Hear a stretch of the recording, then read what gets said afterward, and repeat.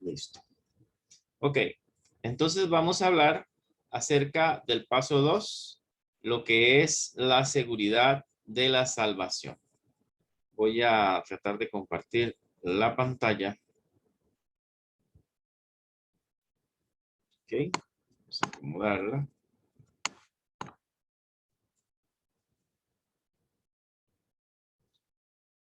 Listo. La pueden ver, ¿verdad? Con alguien que me diga si la ve. Con uno ya sé que todos la ven. Sí. Ok, Sí, perfecto. Perfecto, gracias. Bueno, el paso 2. Ustedes van a llenar con el lápiz. Recuerden que les recomendé que usaran lápiz para al final revisar si esta idea que ustedes van a colocar aquí en el falso y verdadero es la correcta. Bueno, escriba falso o verdadero. Ahora puedo estar seguro de que soy salvo. Ahí eso se supone que si acepté al Señor como mi Salvador, yo puedo estar seguro de que soy salvo. Falso o verdadero. Es lo que deben colocar ahí. F si es falso o verdadero si es cierto. La segunda es, Dios quiere que yo peque para mostrar más su amor. Falso o verdadero. Ok, con esto quiero aclarar que muchas veces a las iglesias centroamericanas las han confundido con las iglesias que son salvos, siempre salvos, que creen que la salvación, cuando usted, por estar en una iglesia, por creer en el Señor, entonces, bueno, más que todo por estar en una iglesia o una religión, entonces usted haga lo que haga, usted siempre es salvo. Entonces ahí no, nadie habla de pecado, nadie habla de cambiar, sino nada más acepto al Señor y ya ahí yo soy salvo. Y entonces puedo hacer con mi vida lo que yo quiera. Puedo seguir igual que como estaba cuando no tenía a Cristo en mi corazón, practicando el pecado y todo. Y de todas maneras ya Dios me salvó. Nos confunden con ese grupo, pero no somos ese grupo. Nos confunden por esta doctrina que es la seguridad de la salvación. Ahora vamos a ver cuál es la diferencia. Nosotros creemos que, por ejemplo, que somos salvos al aceptar a Jesús, como leyeron o dijeron anteriormente, ¿verdad? Somos salvos por gracia, no es por obra, o sea, lo que hagamos no va a comprar la salvación, es algo gratuito. Tampoco mantenemos la salvación por medio de las obras, pero debo mostrar que soy un hijo de Dios, ¿verdad? Debo dar fruto. Los hijos de Dios dan fruto. Ese va a ser un poquito la diferencia. Ahora, esta es complicada.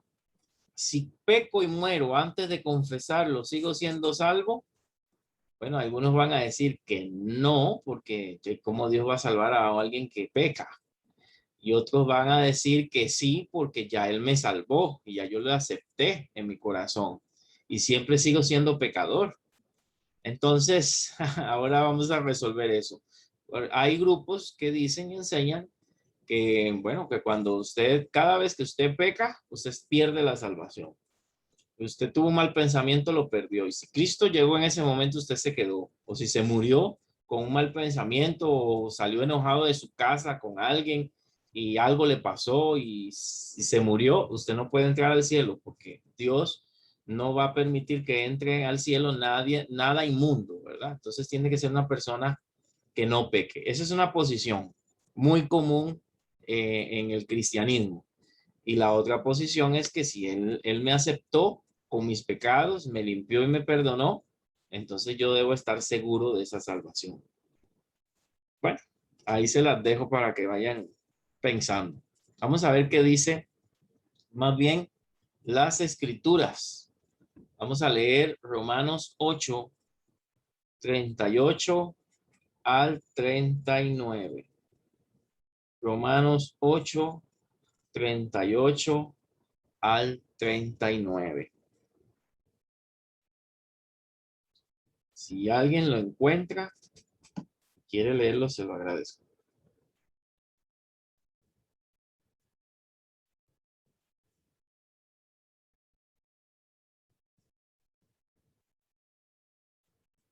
Romanos 8,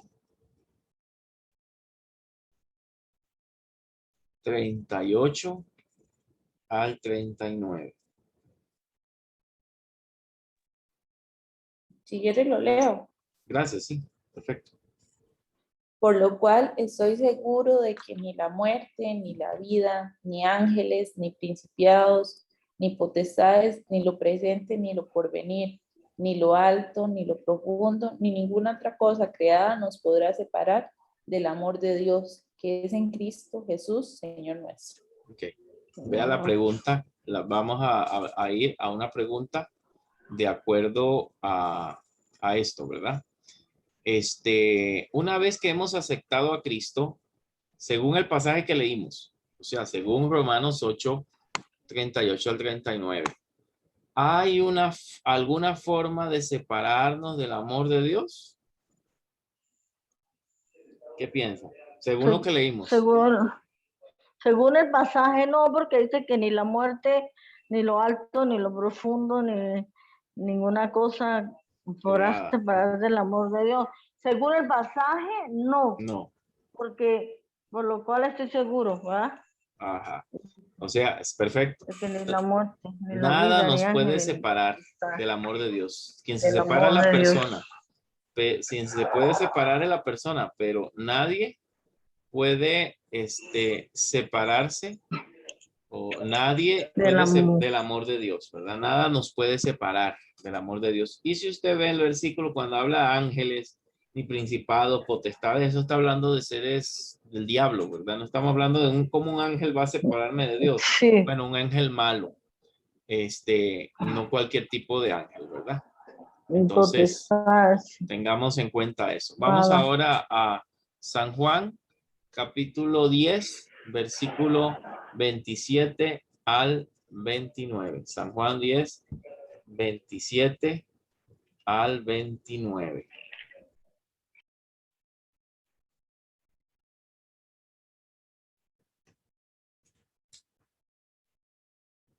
San Juan 10, 27 al 29.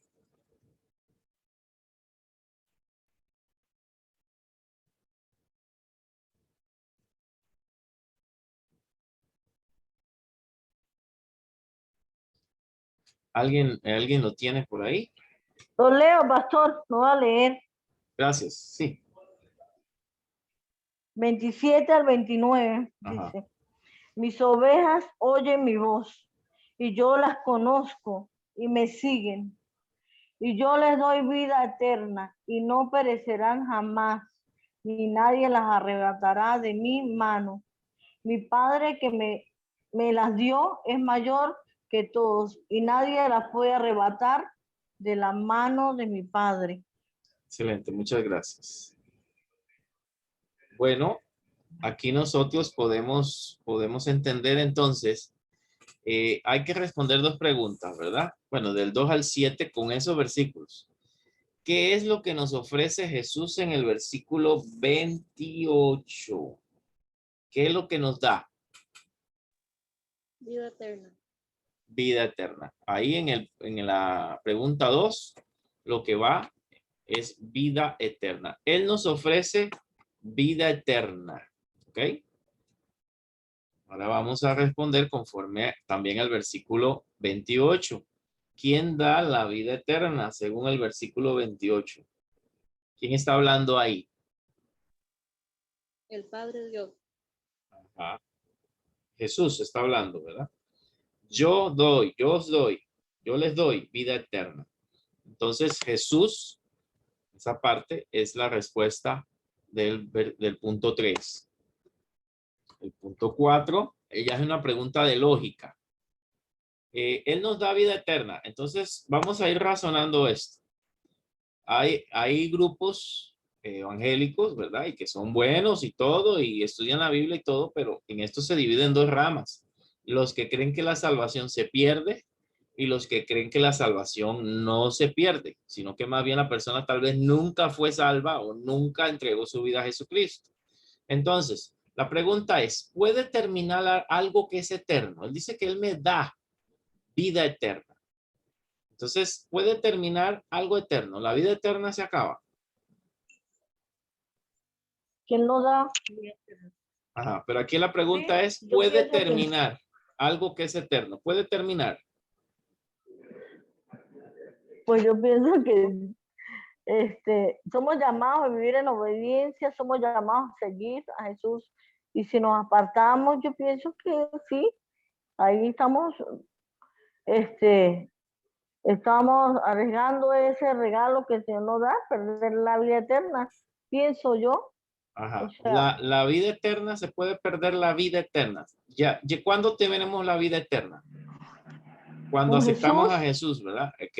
Ujú. Entonces, veamos el término, vida eterna. ¿La eternidad se puede perder si es eterna? O sea, la lógica de la palabra me da a entender Sería de que no. que no, exacto. O sea, yo sé que va a costar entenderlo, pero vamos a verlo con el texto, ¿verdad? Entonces, ¿puede terminar algo que es eterno? No. Si él me dio vida eterna, me dio vida eterna. El problema es que hay gente que parece que son creyentes y no lo son. Que parece que se aceptaron a Jesús, pero lo hicieron de la boca para afuera. Y esas son las que nos confunden.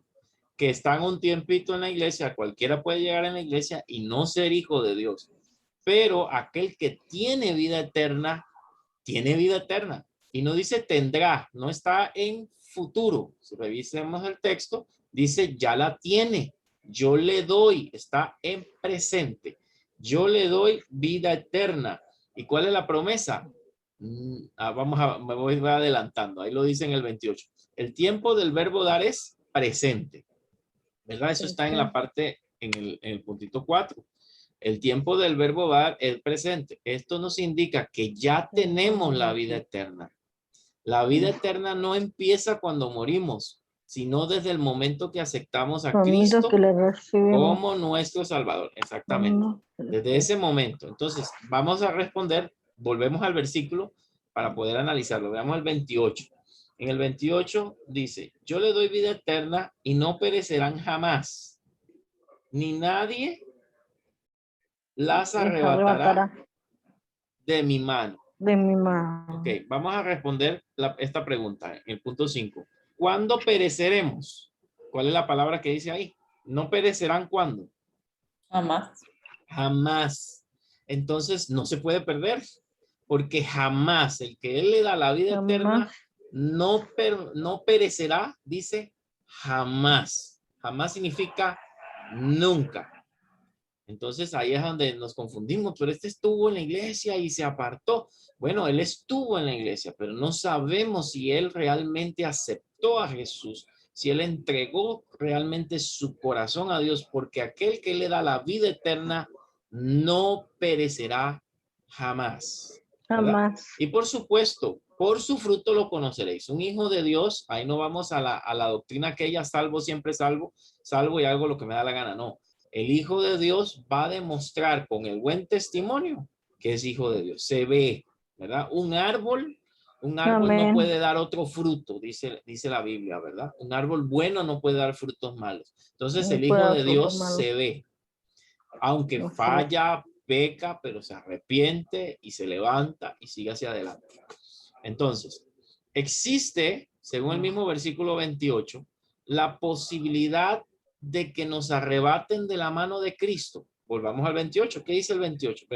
Recuerden que no vamos a tratar de manejar lo que nos enseñaron, que a veces lo que nos enseñaron no está de acuerdo a la Biblia. Vamos a ver lo que dice el texto. ¿Qué dice el texto? ¿Existe alguna posibilidad de que nos quiten, que el diablo nos saque de la mano de Cristo? No. No. Nadie dice, la arrebatará de la mano de Cristo, ¿verdad? De él. Pero en el versículo 29 habla de otro personaje también. Dice, mi Padre que me las dio es mayor que todos y nadie las puede arrebatar de la mano del Padre. Entonces estamos en dos manos.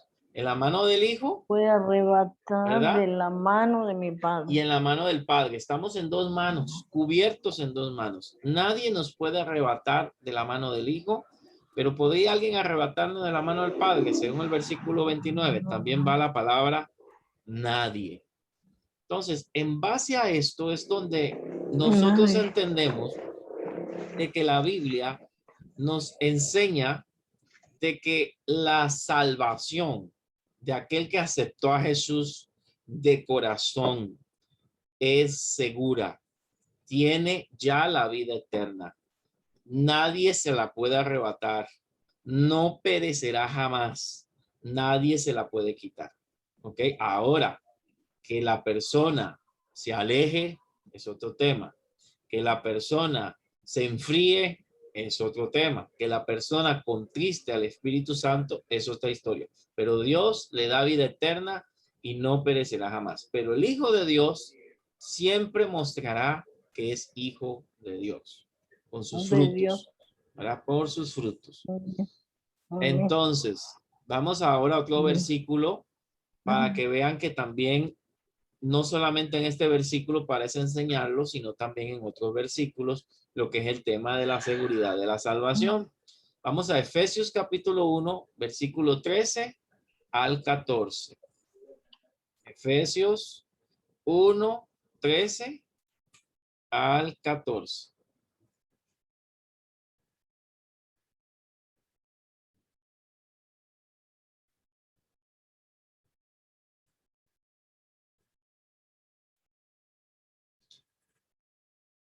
Ya al final del estudio usted tomará su decisión, bueno, si esto es bíblico o no. Pero usted verá que este discipulado es bastante bíblico. No se basa en la idea de una denominación, de una iglesia, de una religión. No, ¿qué dice el texto? Es lo que estamos tratando de ver. No qué dijo el pastor tal, no qué me enseñaron o qué me dice la lógica, ¿verdad? ¿Cómo alguien va a ser salvo si falló, si se equivocó? No, ¿qué me dice el texto? Efesios 1, 13 al 14. Entonces, ¿alguien lee el 13? Por lo menos el 13. Sí, Gracias. dice, en él también vosotros, habiendo oído la palabra de verdad, el evangelio de vuestra salvación, y habiendo creído en él, fuiste sellados con el Espíritu Santo de la promesa. Yo leo el 14, dice. Dice 14. Bueno, está bien. Léalo. Que a la ley este pastor leo yo. Léalo, hermano, no hay problema. Perfecto. Que las arras de nuestra herencia hasta la redención de la posesión adquirida para alabanza de su gloria.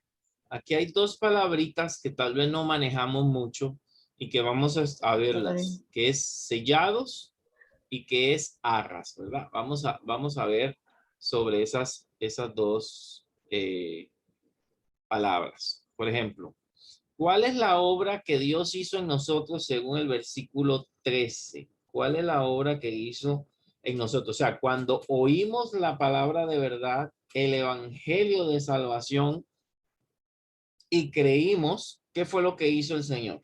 Cuando creímos, vea, que es cuando creímos. Oímos la palabra, nos predicaron y creímos en el evangelio. ¿Qué fue lo que hizo el Señor? Fuimos sellados. Ok. Fuimos Entonces, sellados con el Espíritu Santo de la promesa. ok. Los demás que están calladitos, ¿están de acuerdo? Sí. Fuimos sellados con el Espíritu Santo de la promesa. Es lo que dice el texto. Entonces usted lo que va a poner aquí en el punto 8, aquí, en esta raya, es fuimos sellados, ¿verdad? Fuimos sellados con el Espíritu Santo. Ahora hay que estudiar el tema de sellado para poder entender qué quiere decir. Esto es clave para poder entender el tema de la salvación. Fuimos sellados con el Espíritu Santo. Antes de explicárselo, el 9 dice, ¿cuándo fuimos sellados? Según el versículo 3. ¿Cuándo? Ya yo lo dije. ¿Cuándo? Hay dos cosas. Al oír el evangelio y al creer en Cristo Jesús. Exactamente. En el momento que oímos el evangelio y creímos en Jesús como nuestro Salvador, no es creer en Jesús que me ayuda, porque en eso cree todo el mundo, ¿verdad? O todos los países que son cristianos, católicos, protestantes o demás, generalmente van a creer en Jesús. Es creer para salvación, que Él es mi Salvador, que Él murió por mí.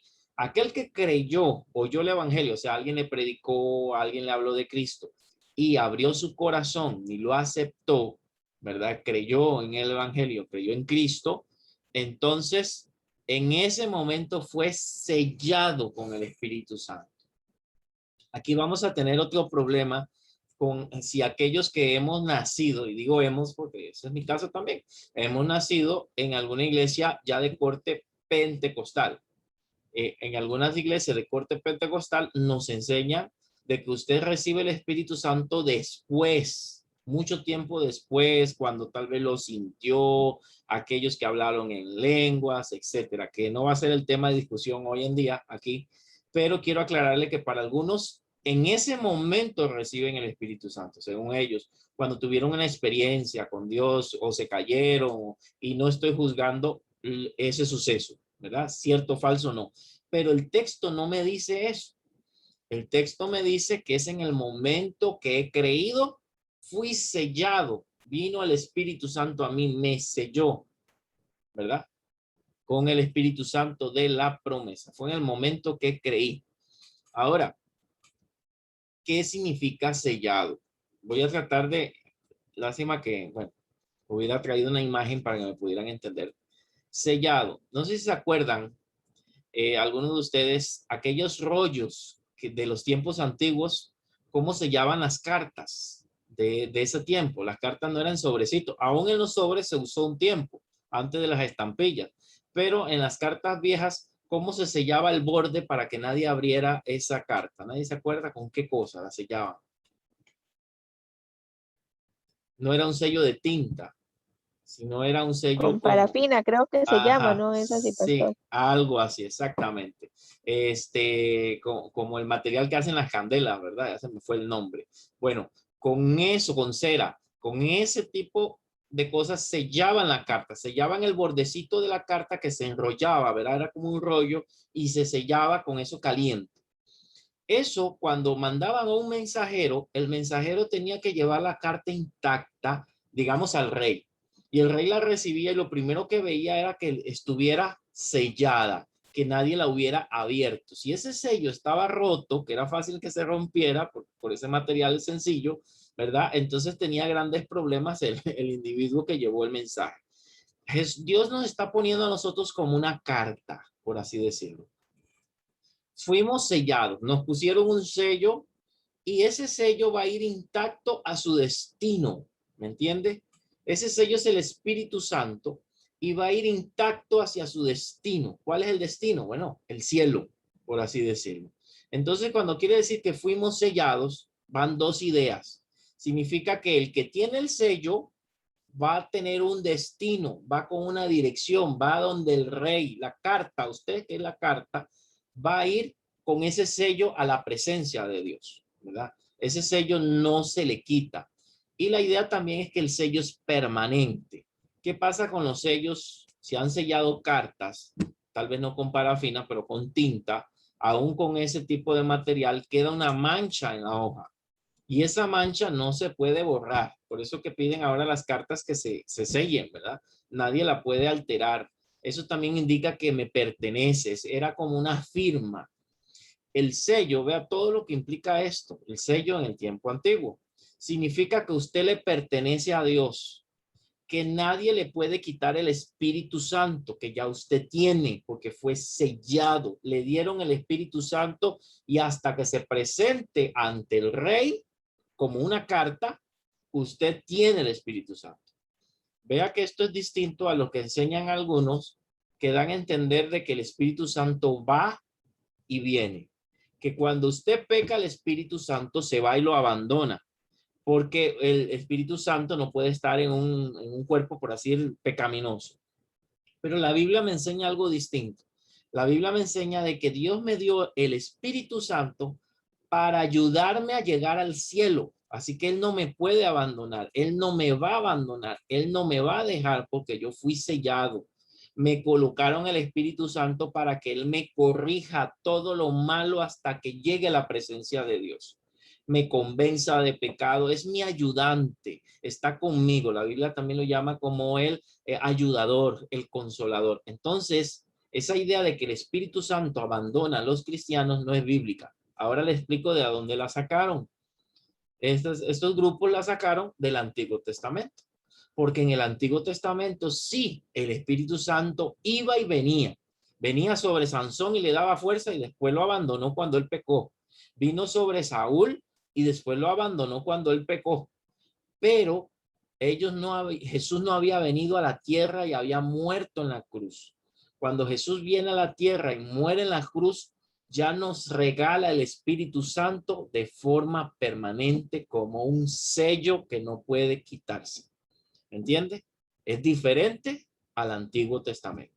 Usted ve al rey David diciendo, no quites de mí tu Santo Espíritu. Sí, porque en ese tiempo sí, él no estaba lavado con la sangre, no había aceptado a Jesucristo. Jesucristo no había venido a la cruz, no le habían regalado esa bendición de tener el Espíritu Santo de forma permanente, ser sellado.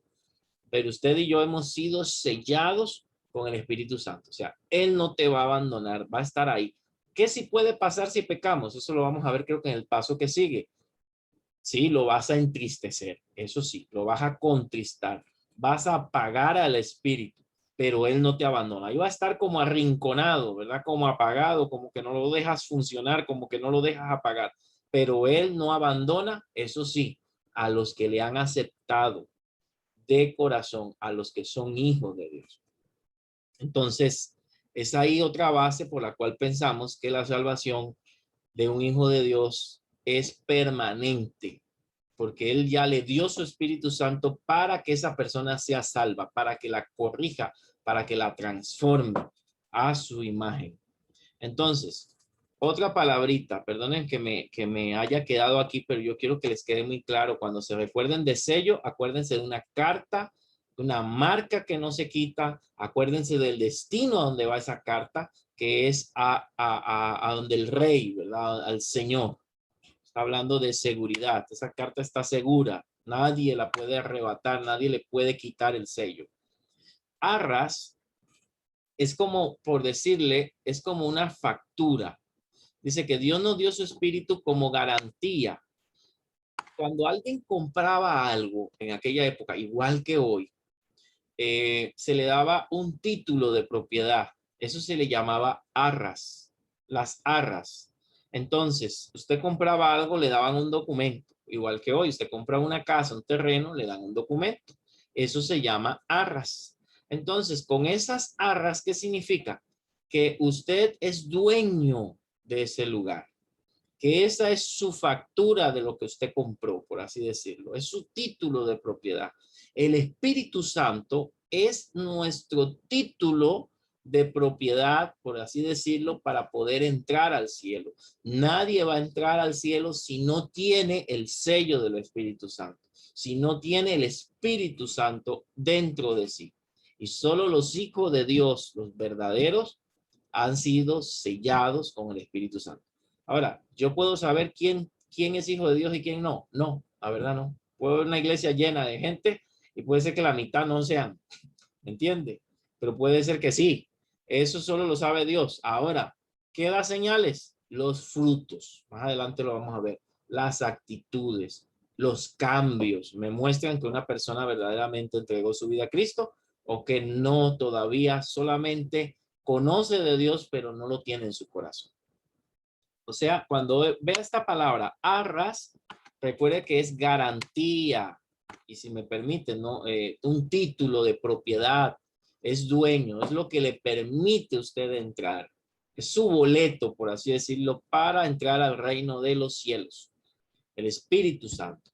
Y si usted vio que el Espíritu Santo está sellado, y está pegado a nosotros, un sello no se quita, entonces es que yo tengo esa bendición de tener el Espíritu Santo para poder entrar al reino de los cielos.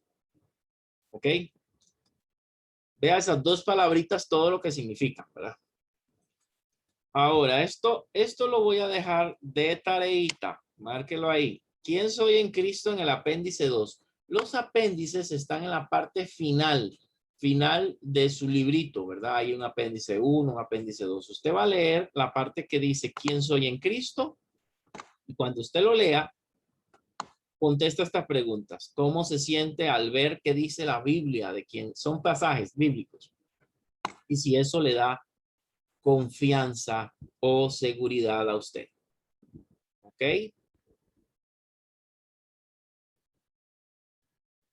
Bueno, antes de seguir a la segunda parte, la parte de atrás, ¿algo que no hayan entendido?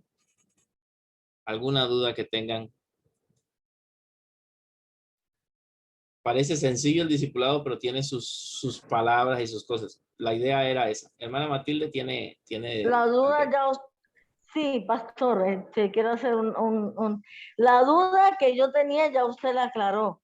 Allá donde nosotros nos congregamos en Venezuela, se hablaba mucho de que recibíamos el Espíritu Santo solo cuando hablábamos en lengua. Claro, entiendo. Y yo decía, ¿será eso cierto? Porque uno siente cuando tiene el Espíritu de Dios, cuando somos redargullidos, cuando hacemos algo que no debemos, inmediatamente Él le habla sabemos a uno. que y le habla a uno. Sí, entonces Sí. yo decía, ¿será posible? Pero bueno, gloria al Señor, por medio de, si ya entendí, que Él lo dice, fuimos sellados. Ajá. Exacto, es que es una cosa distinta, que bueno, hay grupos que dicen que ya los dones ya no funcionan hoy, otros que sí, ese no es mi tema hoy, pero es una cosa distinta la manifestación del Espíritu Santo, los dones del Espíritu Santo, a tener el Espíritu Santo. Cuando acepto a Jesús, yo tengo el Espíritu Santo. Y la llenura del Espíritu Santo no tiene que ver con las experiencias tampoco. Hay personas que tienen experiencias increíbles y siguen con sus pecados. El pueblo de Israel tuvo experiencias increíbles que nadie más ha tenido y no fue salvo, la mayoría de ellos. Entonces, lo que importa es tener al Espíritu Santo en nuestro corazón y que Él nos vaya cambiando. Eso es ahí la evidencia de que somos salvos. Ok. Bueno, seguimos. No sé, ¿alguien más? ¿Todos los demás están claros? ¿O no? Sí, sí. Ok. Si no, cualquier cosa me escriben aparte. Me dio pena ahí, pero quiero preguntarle esto con mucho gusto, ¿verdad? Ok, entonces vamos a continuar. Aquí hay unas cositas que usted puede rellenar ya como tarea, donde dice para meditar y definir. Eso también se lo dejo a usted, que usted lo haga ya como su devocional o en su tiempo personal y usted lo llene, ¿verdad? Bueno, pero así me interesa medio comentar esto. Si entonces yo soy salvo, ¿verdad? ¿Y por qué un cristiano debe evitar el pecado? Entonces dirá alguien, no, ya no importa, porque si de todas maneras él me salvó, entonces no importa. No. Una de esas es porque por agradecimiento nosotros no debemos pecar, no por miedo al infierno, sino por agradecimiento de la salvación que Dios nos dio. Tampoco debemos pecar, doy dándole ideas, ¿verdad? Tampoco debemos pecar porque eso no le agrada a Dios. Sabemos que no es parte de la voluntad de Dios. Y también porque ya Él me cambió. Si me cambió, yo no puedo estar viviendo en pecado, porque Él ya me transformó. Entonces ya es algo que yo hago voluntariamente, no por miedo al infierno, sino por voluntad propia. Ahora vamos a la página siguiente. Lea Primera de Juan 5, del 11 al 12. Primera de Juan 5, del 11 al 12. No es San Juan, sino es la epístola de Juan. Eso está en los últimos libros de la Biblia, ¿verdad? Primera de Juan 5. Casi como buscando el Apocalipsis. No por ahí, pero por allá. Primera de Juan 5, versículo 11 y 12. Voy a leerlo yo en esta ocasión. Dice, y este es el testimonio que Dios nos ha dado, vida eterna, y esta vida está en su Hijo. El que tiene el Hijo, tiene la vida. El que no tiene al Hijo, no tiene la vida. Ojo con esto, porque esto nos va a aclarar algo. Entonces, ahí le pregunto, esto es muy personal, ¿verdad? Si usted tiene la vida eterna. Entonces, ¿cómo yo me doy cuenta si tengo la vida eterna? Si tengo a quién. Si tengo al Hijo. al Hijo. Exacto, si tengo el Hijo de Dios en mi corazón. Entonces, el que no tiene al Hijo en su corazón, no tiene la vida eterna. Tan sencillo como eso. No nos compliquemos de que es que hizo muchas cosas buenas y porque es muy bueno y por esto no. Es quien tiene al hijo y quien no lo tiene. Ahí es el punto. No es porque está en tal religión o no está en tal religión. Es si tiene al Hijo de Dios en su corazón o no lo tiene. Ese es el punto. Ese es el punto. Ok. Entonces, Dios me da una advertencia. Ojo, que no estoy enseñando que entonces hagamos lo que nos da la gana. Porque cuando enseñamos estos versículos bíblicos, algunas personas dirán, ay, entonces significa que ya hay que portarse como uno quiera. Entonces, significa que entonces ya yo soy salvo y no importa lo que yo haga. No, no necesariamente. Romanos 8, verso 38. Romanos 8, versículo 38. Alguien que bueno, sí, alguien que lo lea, por favor. Ya creo que lo habíamos visto, ¿verdad? El mismo. Sí, ya la hemos leído, yo creo. 8:38, pastor. Sí, léalo de nuevo. Léalo, sí, de nuevo. Sí. Por lo cual estoy seguro de que ni la muerte, ni la vida, ni ángeles, ni principados, ni potestados, ni lo presente, ni lo porvenir, ni lo alto, ni lo profundo, ni ninguna otra cosa creada nos podrá separar del amor de Dios que es en Cristo Jesús, Señor nuestro. Exacto, ok, eso es lo que vimos, ¿verdad? Dios nos vio con ojo de amor y ahora la pregunta es, pero ahora que soy salvo, ¿por qué no debo jugar con el pecado? Ahora sí, ese es Romanos 6, nos lo va a aclarar. Romanos 6, 1 al 2. Romanos 6, 1 al 2. Romanos 6, 1, 2. Dice así, ¿qué pues diremos? Perseveraremos, eso es, seguiremos en el pecado para que la gracia de Dios abunde. En ninguna manera, porque los que hemos muerto al pecado, ¿cómo viviremos aún en él? Esa es la pregunta. O sea, si ya nosotros salimos del pecado, abandonamos el pecado, ¿cómo vamos a volver de nuevo a él? Esa es la lógica. No se puede, no se debe, no es correcto. Entonces, ¿por qué no debo jugar en el pecado? ¿Qué podemos poner ahí? Porque, ¿qué piensan? ¿Qué podemos poner aquí? ¿Por qué no debo jugar con el pecado?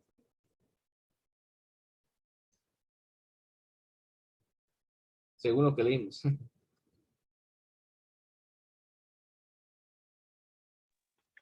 Porque si salimos del pecado no podemos volver a caer en lo mismo.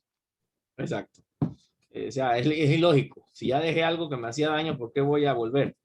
Ahora hay gente que sí lo hace. Sí, exacto. Entonces, esos son los que nos complican. ¿Será salvo o no? Bueno, no lo sabemos. Puede ser que sea una oveja perdida, un hijo rebelde, un hijo pródigo, pero al final es hijo, al final es oveja. O puede ser que nunca fue ni oveja, ni hijo. Pero eso solo lo sabe Dios, no nos toca a nosotros juzgarlo. Pero por sus frutos los conoceréis. Así que lea Romanos 6, 1 al 2. Eso es lo que debemos poner ahí. O sea, ya salimos del pecado, no podemos volver. Ya es algo que hemos roto con eso. Hemos roto, nos hemos separado del pecado, ¿verdad? Y no es lógico que volvamos a él en ese sentido. Ahora, la Biblia también nos indica otro aspecto antes de continuar aquí. Yo siempre le agrego unos versículos más a esto para poder nosotros entender un poco lo que nos dice la escritura. En Primera de Juan quisiera, aquí no está, si lo quiere lo apunta por ahí. Primera de Juan, capítulo 1, versículo 8. Primera de Juan, capítulo 1, versículo 8. Vea, si la salvación depende de que yo no tenga pecado, ¿usted cree que alguien sería salvo? Pregunto. Si la salvación depende de que Dios nos agarre el día de nuestra muerte o su venida sin pecado, ¿usted cree que alguien sería salvo? ¿Alguien puede estar sin pecado el día que venga el Señor o antes de su muerte? ¿Es posible? ¿Qué piensa? Yo, Yo pienso yo creo que yo no. pienso que no, eso. No, no se puede. ¿Que alguien más? ¿Quién dice que sí? Lolita iba a hablar, perdón. No, eso que yo pienso que no. No es posible, porque somos pecadores. Vea que lo dice 1 Juan 1:8. Si decimos que no tenemos pecado, nos engañamos a nosotros mismos y Si la no verdad no pecamos, está en no nosotros. somos mentirosos. ¿Cuál es la solución? El versículo 9. Si confesamos nuestros pecados, Él es fiel y justo para perdonar nuestros pecados y limpiarnos de toda maldad.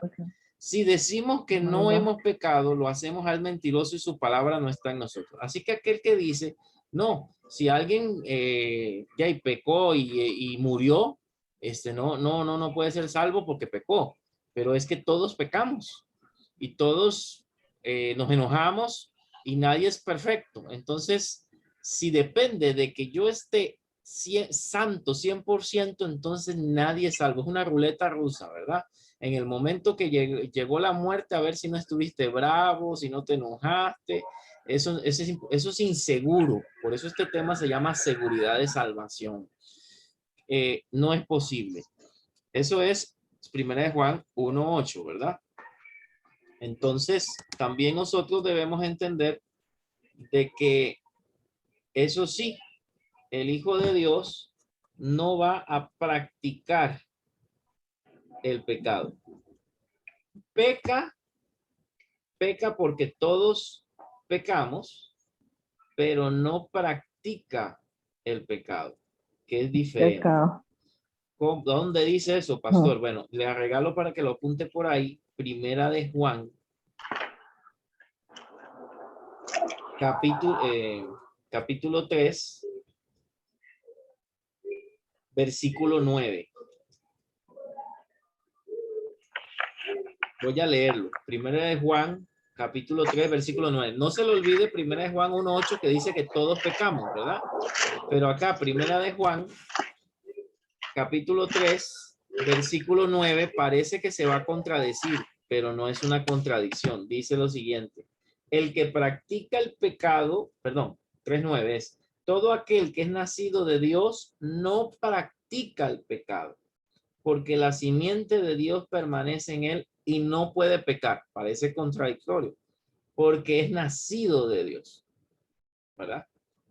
Uno lee y parece como que no puede pecar. No, es lo que quiere decir que el Hijo de Dios no practica el pecado. Peca, todos pecamos por debilidad, pero ya el Hijo de Dios no saca una licencia.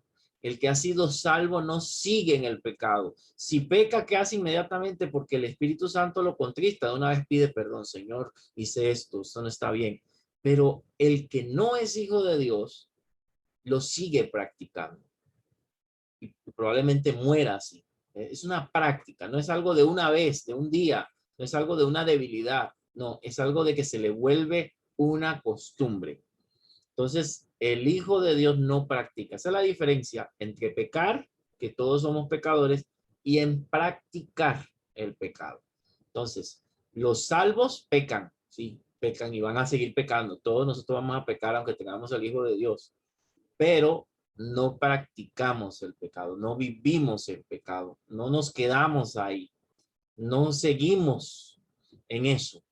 Fallamos, tal vez flaqueamos, pedimos perdón y no lo volvemos a hacer. Ese es el caso de alguien que ama a Dios o es un hijo de Dios. ¿Ok? Ahora sí. Ahora vamos a lo que nos dice acá el texto. Lea Hebreos 12, 5 al 10. Es largo, vamos a ver. Hay que responder generalmente las preguntas 12 y 13, o sea, el versículo 6 y el versículo 10. Vamos a buscar Hebreos.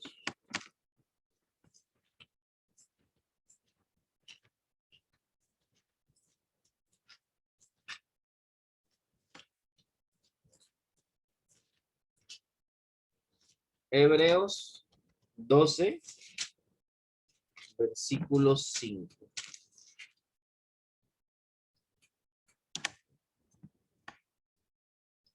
Voy a leerlo. Vamos a ver. Hebreos 12, 5 dice, y habéis ya olvidado la exhortación que como a hijos se os dirige diciendo, hijo mío, no menosprecie la disciplina del Señor, ni desmayes cuando eres reprendido por él, porque el Señor al que ama disciplina y azota a todo aquel que recibe por hijo. Si soportáis la disciplina, Dios os trata como a hijos, porque ¿qué hijo es aquel a quien el Padre no disciplina? Pero si se os deja sin disciplina, de la cual todos han sido participantes, entonces sois bastardos y no hijos. Por otra parte, tuvimos nuestros padres terrenales que nos disciplinaban y los venerábamos. ¿Por qué no obedeceremos mucho mejor al Padre de los Espíritus y viviremos? Y aquellos, o sea, nuestros padres, ciertamente por pocos días nos disciplinaban como a ellos le parecía, pero o sea, Dios, para lo que nos es provechoso, para que participemos de su santidad. Entonces aquí vemos de que Dios está preocupado o procura de que nosotros nos parezcamos a Él y que nos volvamos santos en el buen sentido de la palabra, o sea, que nos santifiquemos, que vayamos cambiando, dejando el pecado, dejando lo malo. ¿Y cómo lo hace Él? Cuando pecamos, utiliza un medio. ¿Cuál? La disciplina. ¿Por qué lo hace? ¿Por qué me disciplina? Según el punto 12. Como soy hijo de Dios, Él me disciplina. ¿Por qué lo hace? Porque Porque me ama. Exacto. Para que Porque nos ama. participe de su santidad. ¿Verdad? Yes. Lolita, no te oí, perdón. ¿Qué era lo que ibas a decir? ¿Lo mismo o otra cosa? Sí, porque nos ama, dije. Por Pero, amor. Por ajá. amor, exactamente. Como nosotros disciplinamos a nuestros hijos por amor. Ahora, el que Dios no disciplina, ¿por qué no lo disciplina? Porque no es que. Dice que él disciplina a sus hijos. Entonces la lógica es que a los que no disciplina, ¿qué no son? ¿Qué son? ¿O qué no son? No son sus hijos. Exactamente. Entonces, hay cosas que nos dan evidencia si alguien es hijo de Dios o no, ¿verdad? Una de ellas son los cambios que hace la persona, que ya lo vimos, sus frutos. No practica el pecado. Un hijo de Dios no practica el pecado, aunque peca y puede fallar. Pero otra cosa es que cuando falla, y eso también nos sirve a nosotros, nos damos cuenta porque Dios nos corrige inmediatamente. El que es hijo de Dios cuando peca se siente mal. El que es hijo de Dios cuando peca, el Espíritu Santo le habla en su corazón y lo corrige. Y si no se corrige con esa, comienza a complicársele la vida. Es como aquellos que, bueno, un ejemplo, uno sabe que debe ofrendar y no lo hizo y de repente uno ve que más bien las finanzas ya no le alcanzan y más bien le va a uno más difícil en un montón de cosas y uno, ups, no estoy sacando lo que tengo que dar, por ejemplo. O cuando uno hace algo por ahí indebido y de repente, paz, vienen problemas y uno se da cuenta, estos problemas vienen porque Dios me está corrigiendo, porque no me he estado portando bien.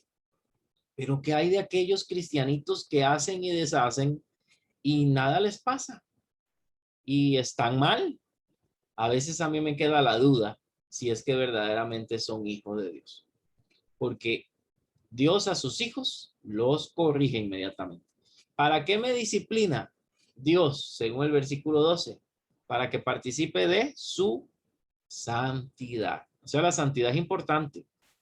No es que aquí lo vamos a dejar de lado y que no debemos santificarnos, no debemos mejorar, no debemos cambiar. Sí, sí debo cambiar, sí debo mejorar. Y si no lo hago, Él no me va a quitar la salvación, pero sí me va a disciplinar, sí me va a corregir para que yo me enderezca porque soy su hijo. Ahora, aquellos que no lo hacen, probablemente es que no son hijos de Dios. Y Dios no pierde el tiempo, ni los corrige, ni los disciplina porque no son suyos. Ese es un dato que también debemos tenerlo claro. Él disciplina es a sus hijos, no a los que no son sus hijos. ¿Ok?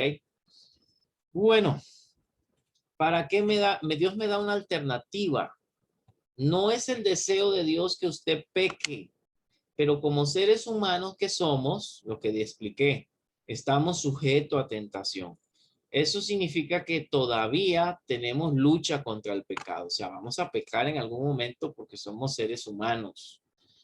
Usted, según esta posición y lo que hemos visto, no pierde su salvación porque tuvo un mal pensamiento, hizo algo incorrecto. Lo que pierde es su comunión con Dios. Recuerde que la salvación es un regalo. Ya Dios le dio la salvación. Ya Dios le dio la vida eterna, ¿verdad? Lo que usted pierde es su conexión con Dios. Es como cuando compramos un teléfono, ¿verdad? Y viene con algunas garantías y todo. O usted se compró una línea. Si usted no paga la línea a Alice o a Claro o a Movistar, ellos no le quitan el teléfono. ¿Le quitan qué? Le van a quitar la línea para que usted no se comunique.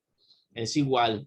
Usted no pierde su salvación, pierde su comunión. Usted ya no se siente igual, usted ya se siente apagado, usted ya se siente alejado, ¿verdad? Porque pecó. Y se va a sentir así porque el Espíritu Santo le está hablando hasta que pida perdón. Y si no lo hace, va a tener problemas.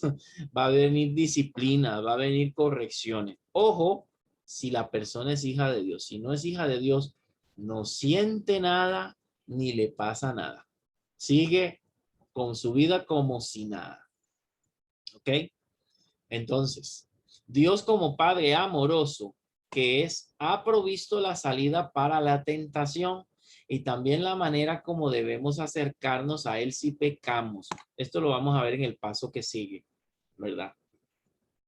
Y son ya 7:30. Entonces, esta parte ya sería una tercera tareita para completar. Esta parte es un poquito complicada. Sí me gustaría explicarla. Es un texto complicado, no es un texto fácil. Trate de leerlo y si no le entiende no hay problema. No le juzgo porque la verdad es un texto difícil que yo no hubiera puesto aquí en este discipulado, pero es un texto complicado. Todo cristiano tendrá un juicio. No será para saber si es salvo, sino para probar sus obras, ¿verdad? O sea, para premiarnos, por así decirlo. Vamos a tener los que son hijos de Dios y ya somos salvos, vamos a dar también cuenta a Dios de lo que hicimos aquí en la tierra. Y ese versículo lo dice de una manera como simbólica, metafórica, como una gran construcción que se hacen con metales y metales preciosos y cosas. Voy a tratar de explicarlo rápido.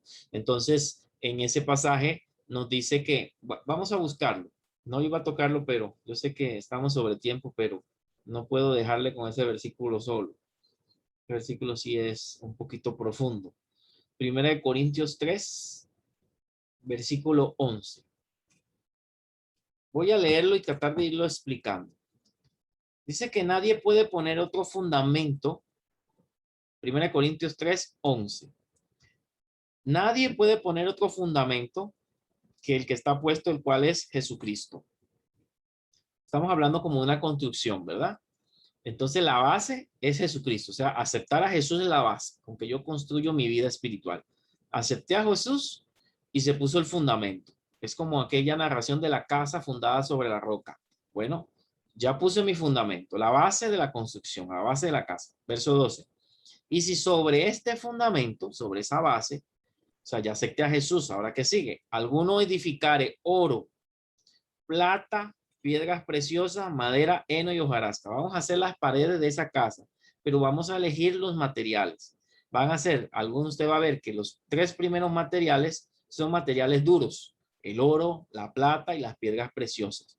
Y los otros materiales, y bonitos, ¿verdad?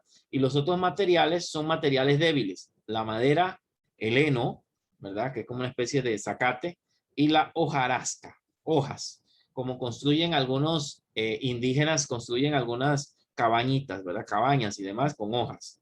Entonces, dice el versículo 3, la obra, o sea, lo que hacemos, la obra de cada uno será manifiesta, porque el día, posiblemente está hablando simbólicamente el día de cuando estemos en la presencia del Señor, el día la declarará, o sea, ahí no vamos a ocultar que todo lo que hicimos aquí en la tierra, las obras, son esas paredes que vamos construyendo. Si ayudamos al necesitado y lo hicimos por amor o lo hicimos para que nos vieran, si estuvimos haciendo cosas incorrectas y nadie se dio cuenta, bueno, allá en el cielo todo se va a revelar. El día lo declarará. Y dice, lo va a pasar todo lo que hicimos, nuestro servicio, ministerio, trabajo, nuestras ayudas sociales, lo va a pasar por el fuego. Pues por el fuego, o sea, como por una prueba, será revelada. Y la obra de cada uno, cual sea, el fuego la probará. No sabemos claramente cómo es que la va a probar, o tal vez va a mostrar si aquello que hicimos valía la pena, si verdaderamente lo hicimos por amor, si verdaderamente lo hicimos correctamente, las obras. Aquí se está juzgando son las obras. Pero si permaneciera en la obra de alguno que sobreedificó, ¿qué va a recibir? Eso es importante. En el verso 14 dice, recibirá recompensa. Aquel que le permanezcan su obra, las obras. Pero yo quiero que vean el verso 15. Es importantísimo. Si usted le queda duda con el tema, si la salvación se pierde o no, vea el versículo 15. Si la obra de alguno se quemare, o sea, todo lo que hizo no sirvió, él sufrirá pérdida, si bien él mismo será salvo. Vea, dice que él mismo será salvo. Él va a ser salvo, aunque así como por fuego. Ojo con esto, esta es la parte importante de todo esto. Si alguien las obras que hizo no fueron buenas, pero él aceptó a Jesús, él tiene la base en su corazón, pero lo que hizo no fue muy bueno, él va a sufrir pérdida, o sea, él no va a ganar nada en el cielo, no le van a premiar, no lo van a alabar, no le van a dar una corona, no le van a dar nada. Pero si usted ve, dice que sí va a ser salvo. Él mismo será salvo, pero así como por fuego. Hay un dicho en Costa Rica, para ver si me pueden entender esto. Es como dejando, cuando dice, se salvó, pero dejando los pelos en el alambre. Esta persona va a ser salva, pero dejando los pelos en el alambre. O sea, así como por fuego. O sea, como cuando a usted se le cae una carne a la parrilla y se le cae en el fuego y usted mete el tenedor y lo saca inmediatamente. O sea, por poco esta persona no merecía salvarse, pero va a ser salva por tener a Cristo en su corazón. Pero sus obras se dañaron, no sirvieron para nada. ¿Ok? Pregunto aquí, para ir concluyendo. ¿Me entendieron esta última parte del versículo 15?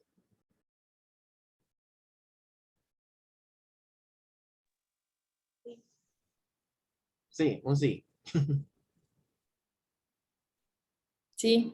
Ok, perfecto. Vea, revise, lo puede estudiar en su casa con calma, pero dice, si la obra de alguno se quema, él sufrirá pérdida. Sí, le va a ir mal allá, en la presencia del Señor, pero él mismo será salvo. Dice que va a ser salvo, porque la salvación no es por obras, no es por lo que hacemos, va a ser salvo, porque él tenía el fundamento, pero así como por fuego, o sea, no se lo merecía. Como rescatado del fuego, como sacado inmediatamente del fuego, como esa carnita que se le cayó a usted, esa salchichón que se cayó ahí en la parrilla y metimos el sartén y lo sacamos, apenita lo rescataron.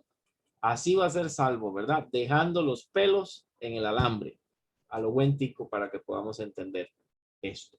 Entonces, en base con esta explicación, porque el texto es complicadillo, usted responde esta pregunta, y es una pregunta muy personal. Si fuera agradables a Dios, recibirá premios. Si no lo fueron, perderá los premios. Estos premios no son la salvación, pues ya la tiene, según el versículo 15. Si usted no crea mis palabras, ahí está el versículo para que lo pueda revisar. Y la pregunta ya es personal. ¿Tendrá usted premios o apenas será salvo? Ahí se la dejo, ¿verdad? Eso es lo que hacemos para Dios, nuestro servicio, trabajo, las buenas obras, las acciones van a ser premiadas, no para salvación, pero sí delante de Dios y los ángeles. Nos dicen otros pasajes que no tengo tiempo aquí de verlos, pero hay otros pasajes que nos hablan de que Dios va a premiar a los que trabajaron para Él en algo, en su obra, o ayudaron a los necesitados, hicieron algo para su reino, ¿verdad? Entonces él va a premiar las buenas obras. Y por supuesto, también está hablando de las acciones y todo lo que nosotros hagamos. Él lo va a premiar. Él va a juzgar los corazones de cada uno. De cada uno de nosotros. Así que las obras para Dios son bastante importantes. Quiero regalarle otro versículo para que lo apunte ahí, que habla de que Él va a juzgar nuestras acciones. Está en Primera de Corintios también, 4, versículo 5. Dice, así que no juzguéis, 1 Corintios 4, 5, apúntenlo. Así que no juzguéis nada antes de tiempo hasta que venga el Señor. Este versículo más claro. El cual aclarará lo oculto de las tinieblas y manifestará las intenciones de los corazones. Y entonces cada uno recibirá su alabanza de Dios. Vea lo que va a juzgar Dios. No solamente las obras, sino las intenciones con que se hicieron algo. Yo pude haber ayudado al necesitado, pero para que me vieran. Dios lo va a manifestar ahí y lo va a juzgar. Yo pude haber servido en la iglesia, pero para que me dieran aplausos y dijeran qué carga soy. Pude ser predicador, pude hacer lo que sea, pero para beneficiarme. Entonces, Él va a juzgar mi corazón y cada uno va a recibir su premio, sea que haya hecho bien o no. Entonces, 1 Corintios 4, versículo 5, también es un pasaje que tiene que ver con este de Corintios 3. Cerramos dándole el versículo para estudiar. Si usted está aprovechando, si usted tiene un estudio aparte, no hay problema, pero si no está leyendo la Biblia, le recomiendo que siga este patrón. Lea Juan del 8, capítulo 8 al capítulo 14, un capítulo por día. Y hay que memorizarnos ¿verdad? Versículo clave. Mis ovejas oyen mi voz y yo las conozco.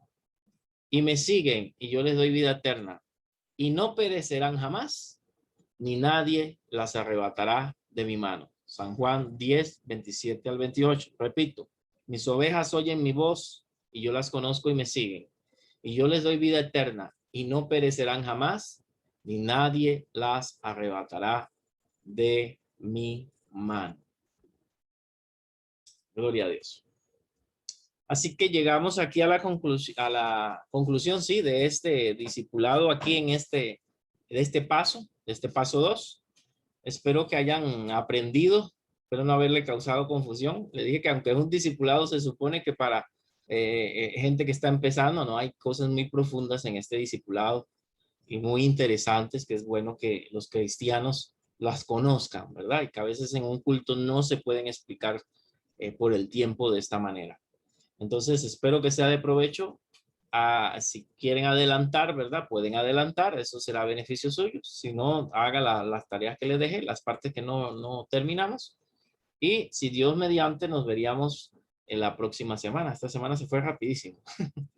Bueno, que Dios me les bendiga. Un gusto de verles. Bendiciones. Bendiciones, buenas noches. Bendiciones, pastor. Buenas noches. Buenas noches a todos. Que Dios me les guarde y Dios me les bendiga. Amén. Igual a usted. Amén. Bendiciones. Amén.